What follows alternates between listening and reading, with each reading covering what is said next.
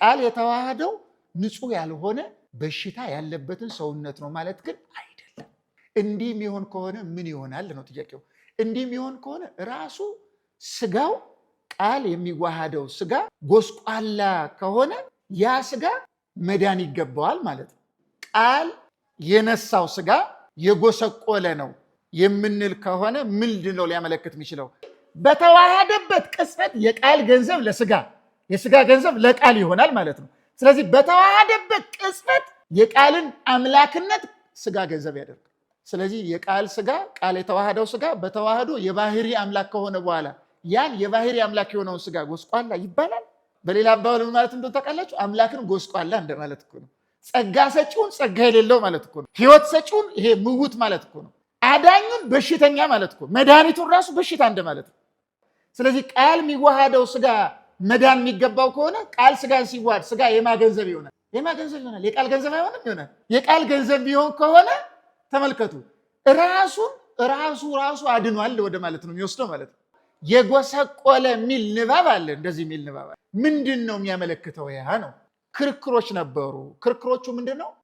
ኮንሰፕቱ ምንድን ነው? የአብርሃም ልጅ የዳዊት ልጅ መባሉን የሚያመለክት ነው ማለት ነው። እየሰማችሁ ነው አይደለም? የአብርሃም ልጅ ነው፣ ከአብርሃም ዘር ነው የተወለደው፣ ከዳዊት ዘር ነው የተወለደው፣ ከአዳም ዘር ነው የተወለደው የሚለውን ነው የሚያመለክተው። ጥያቄያቸው የነዛ የእሱን ሰውነት አልነሳም የሚል ስለነበረ ማለት ነው። ቃል ከእመቤታችን ከቅድስት ድንግል ማርያም የነሳው የተዋሃደው ገንዘቡ ያደረገው ሰውነት አለ አይደለም? ቃል ከስጋ ጋር ስለተዋሃደ ያንን ስጋ ከማን የነሳው ነው ያለው? ግን ከእመቤታችን የነሳው ማለት ከአካሏ ላይ ቁርጥ አድርጎ ማለት አይደለም። በምንድን ነው የተነሳው ያ ስጋ? በፅንስ ጊዜ አይደለም ነው አይደለም እኮ ይሄን ማለት ነው። ስለዚህ በፅንስ ጊዜ ከስጋዋ ስጋ ከነፍሷ ነፍስ ነስቷል።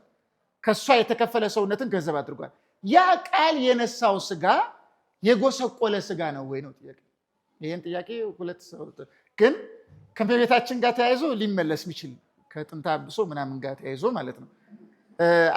አጭር ነገር ነው ላመለክት። ቃል የነሳው ስጋ የጎሰቆለ ነው የምንል ከሆነ ምንድን ነው ሊያመለክት የሚችለው? መቼስ ምንባብ ሲገኝ አሁን ሳስረዳ እንደመጣሁት ምንባቡን ይዘን ብቻ አንሄድም አይደለም። የተገኘ ምንባብ ይዘን እንሄዳለን እንዴ? አንሄድም። ምንባቡን ይዘን መልእክቱ ምንድን ነው እንላለን። ይሄ ኦርቶዶክሳዊነት ነው። በርግጥ ኦርቶዶክሳዊት ቤተክርስቲያን ንባብ አይደለችም። ንባብ በመያዝ እኛና ምናምን እንደዚህ እንትኖች ምናምን አንድ አይነት ነው። አንድ ወንጌል የያዙ ማለት ነው አይደለም። ፕሮቴስታንቶችም አላቸው ምናምኖችም፣ ሞርሞኒስቶችም የራሳቸው ቢሆንም አላቸው። የብልጽግና ቤተ እምነቶችም የራሳቸው ያው የለዋወጡት ወንጌል ምናምን አላቸው ብቻ መጽሐፍ። ግን እሱን እንተውና አንግሊካን ቸርች እንደዚህ ሉተራን ቸርች ምናምን መጽሐፍ ቅዱስ እንቀበላለን የሚሉ ሁለታችንም ጋር መጽሐፍ ቅዱሱ አለ። አባ ጄሮ ምን ይላል? ወንጌል ማለት ንባብ ወይም ወረቀት ላይ የተጻፈ ጽሑፍ ማለት አይደለም ይላል። እና ወንጌሉን እናምናለን መጽሐፍ ቅዱሱን ብለው የያዙ ሰዎች ስለያዙ ወንጌሉን ይዘዋል አንልም ነው። ወንጌል ማለት ንባብ ሳይሆን መልእክት ስለሆነ እያዳመጣችሁ አይደለም የምናገረው? መልእክት ስለሆነ። ስለዚህ ንባቡ ምንድን ነው መልእክቱ? አንዱን መጽሐፍ ስንይዘው ፕሮቴስታንቶች ምን ብለው ነው የሚረዱት? እኛ ምን ብለን ነው የምንረዳው? የሚለየው እዚህ ጋር ነው።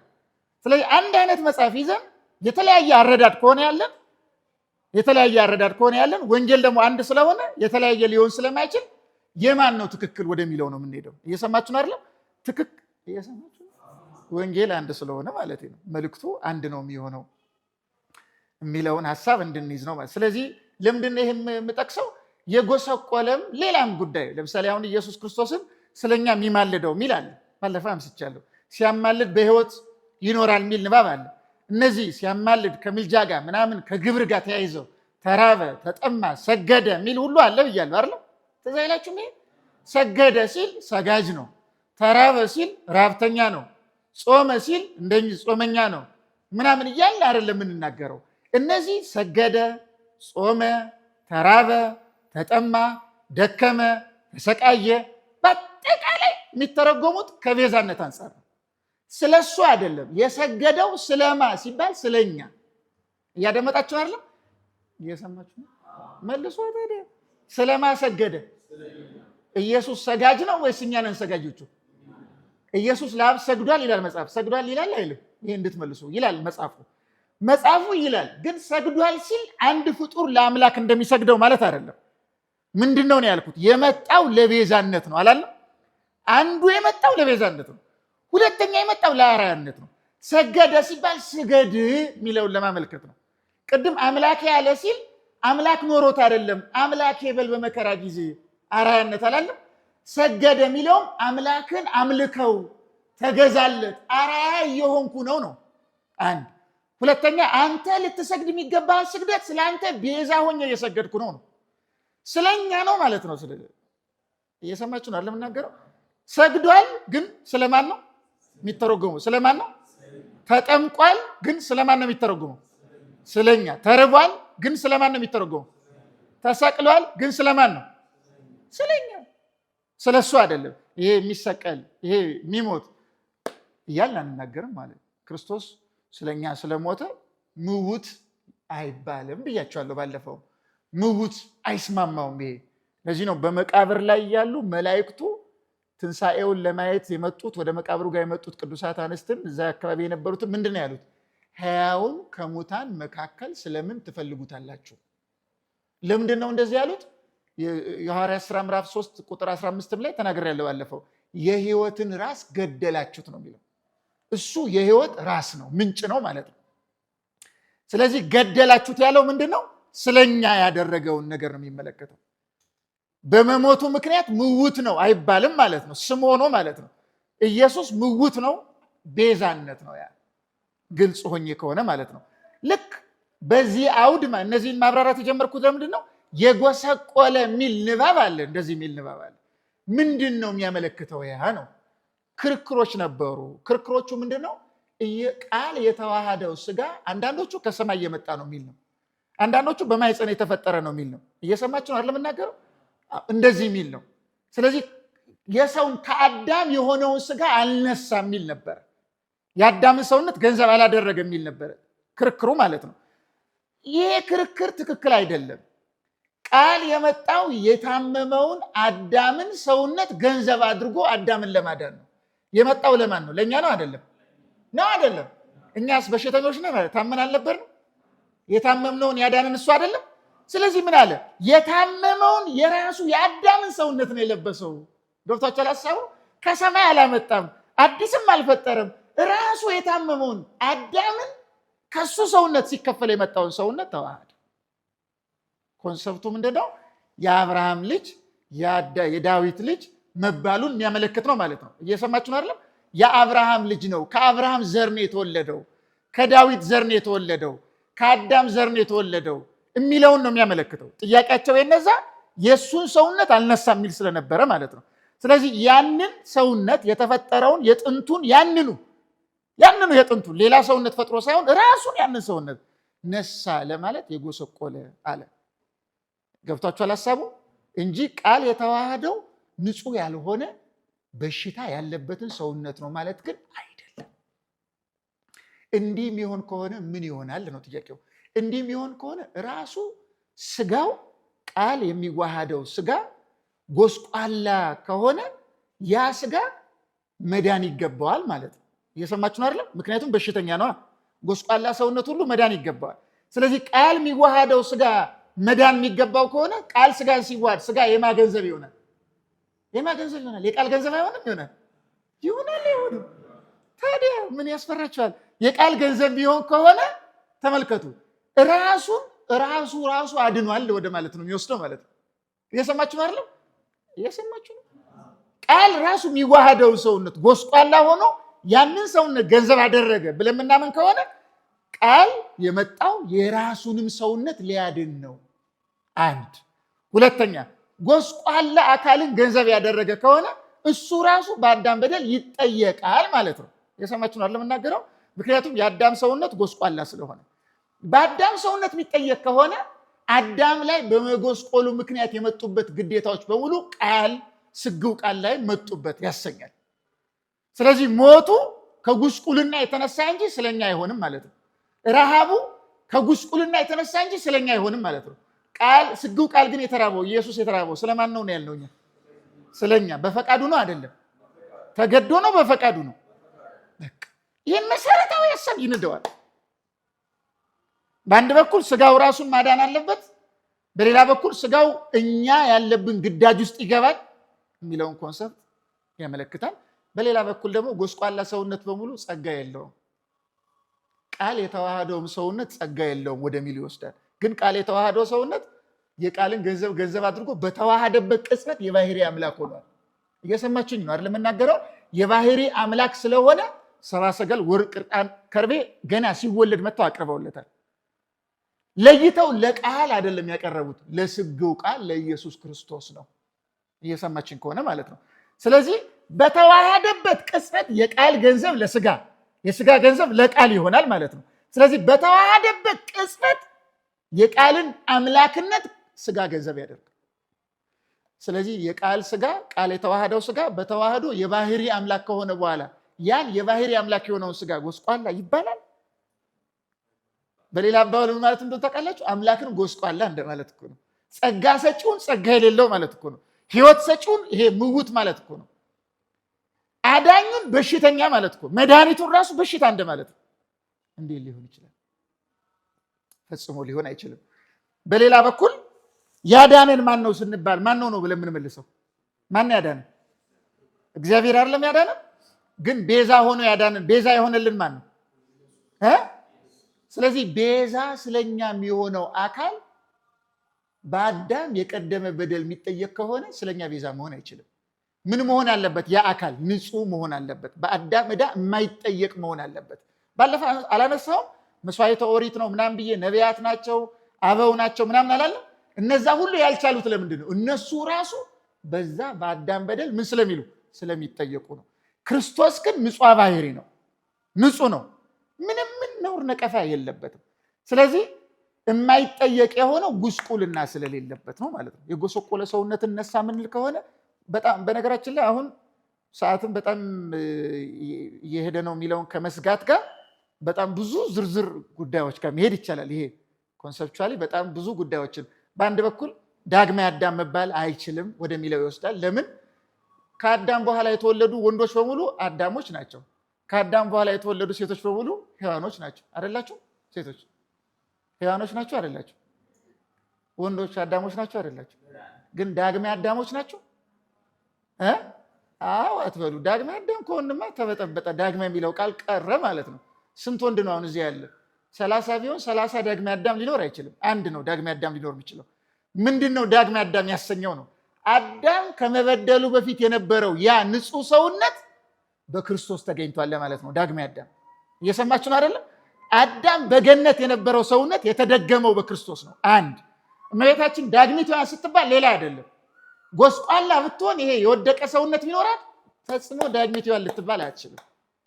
ምክንያቱም በወደቀ ሰውነት በገነት ያለችውን ሔዋንን ልትመስል ስለማትችል። ስለዚህ ሔዋን በገነት እያለች የነበራትን ንጽህና የደገመችው እመቤታችን ናት። አናሎጂው እንደዚህ ነው ማለት ነው። የቀደመችውን ሔዋን ከዳግሚት ሔዋን ጋር፣ የቀደመውን አዳም ከዳግማይ አዳም ጋር እንደዚህ አድርገን ነው የምናስተያየው ማለት ነው። እና ክርስቶስ የተዋሃደው ሰውነት ፍጹም ንጹህ የሆነ ምንም ነውር ነቀፋ የሌለበት ጉስቁልና ያልነካው ንጹህ ሰውነት ነው። ያን ንጹህ ሰውነት ተዋህዶ ያንን ሰውነት ስለኛ መስዋዕት አድርጎ አቀረበ። ያን ሰውነት ስለኛ መስዋዕት አድርጎ አቅርቦ በእኛ ላይ የተፈረደውን ፍርድ በሙሉ ሻረ። ሞትን አጠፋ፣ ሲኦልን መዘበረ፣ ርግማንን አጠፋ። ይሄን አደረገልን አምላካችን ክርስቶስ ማለት ነው። እና ይሄ ዝርዝሩ ረጅም ሰዓት ይፈልጋል ከሚለው ጋር ተያይዞ ግልጽ ነው። አሁን የጎሰቆለ ሰውነት የሚለው ትንሽ ስላይትሊን ያወራሁት ዝርዝር 1 2 3 4 ካልም ብቻውን ብዙ ክፍለ ጊዜ ይኖረዋል ማለት ነው። ብቻውን ይሄ ከመቤታችን ጋር ሲያያዝ ምናምን ያለው ደግሞ በጣም ሰፊ ነው፣ ነገረ ማርያም ስላልሆነ ብቻ ቤዚካሊ ማወቅ ያለብን ይህንን ጉዳይ ነው። ዝርዝር ሀሳቡ መጽሐፍ ሊጠቆም ነው ማለት ነው። ይሄ አሁን የተዘጋጀ መጽሐፍ ነው። አሁን እስካሁን የተማራችሁትን ነገረ ክርስቶስ አለበት እዚህ የዘረዘር ነው። ተዋህዶ የሚመለከቱ ጉዳዮች ማለት ነው። እነሱ አሉበት። በጣም መሰረታዊ የሆኑ ከዛ ጋር ተያይዘው ያሉ ሀሳቦች አሉት እዚህ።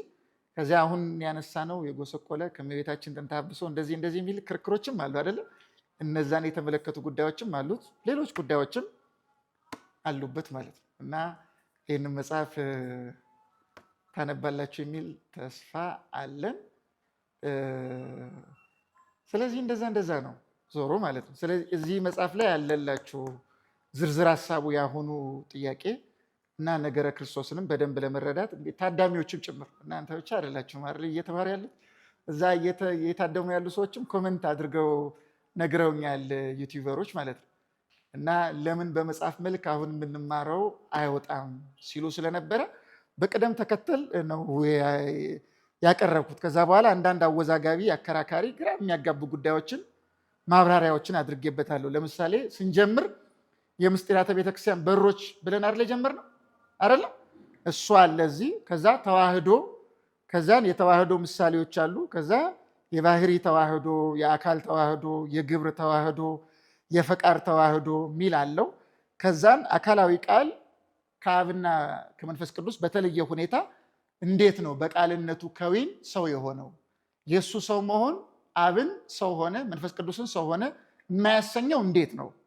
በተለየ ሁኔታ ሰው የሆነው ቃል ነው አላለም ብለናል።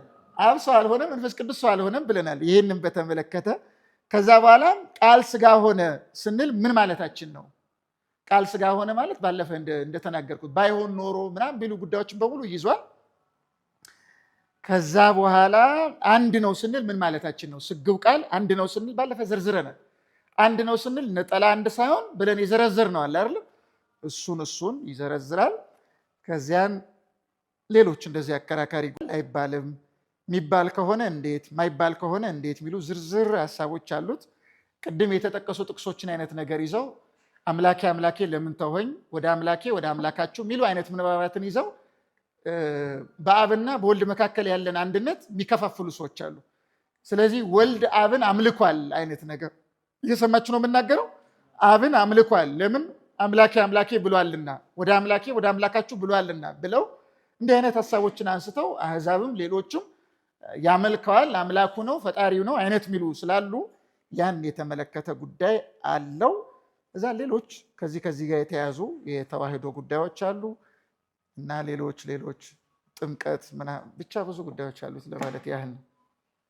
እንደዛ ነው የዛሬውን ትምህርት ጀነራላይዝ አደረግ ነው። በአጠቃላይ እስከ ዛሬ የተማርነው የነገረ ክርስቶስ ትምህርት ይህንን የያዘ ነው። ግልጽ ይመስለኛል። ያልገባችሁ ነገር ካለ መጠየቅ፣ አሁን እንኳ ሰዓትም ሄዷል። በእርግጥ ግን ውጭም በሌላ ወይ መጠየቅ ትችላላችሁ። ግን መጽሐፉን አትሊስት ብታነቡ የዛ የትምህርተ ጽድቅ መጀመሪያ ትምህርተ ጽድቅን የተወሰነ ወስዳችኋል። የእሱ ክፍል 2 ነው ይሄ። ልክ እዛ ላይ ጥያቄዎች እንደሚመለሱ እዚህ ላይም ጥያቄዎች አሉ። ስለ ጥምቀት ምናምን የተጠየቁ ጥያቄዎች አሉ። አሁን ቅድም ሐሰተኛ አጥማቂ ምናምን ምለው ዝርዝር አለው እዚህ። እንዴት ነው የምንለየው ከጥምቀት ጋር ተያይዞ ማለት ነው። እንደዚህ ያሉ ጉዳዮች ስላሉት እንድታነቡት ለመምከር ለሰማዕያኑም ልክ እንደዚያ ለማሳሰብ ነው። በአጠቃላይ አመሰግናለሁ። እግዚአብሔር አምላካችን እስከዛሬ ድረስ የተማርነውን ትምህርት በየልቡናችን ላይ እንዲያጸናልን የእሱ ቅዱስ ፈቃድ ይሆንልን። በተማርነው ትምህርት በሃይማኖት የምንጸና፣ ያላመኑትን ወደ ማመን የምናመጣ፣ የተወዛገቡትን ከውዝግባቸው የምናላቅቅ፣ እኛም ደግሞ በሃይማኖታችን የምንጸና፣ ከተማሩ በኋላ ረሱ ከሚባሉት ቁጥር ሳይሆን ከተማሩ በኋላ አበቡ ከሚባሉት፣ አደጉ ከሚባሉት ወገን እንዲያደርገን አሁንም የእሱ ቅዱስ ፈቃድ ይሆንልን። ወስብሐት ለእግዚአብሔር።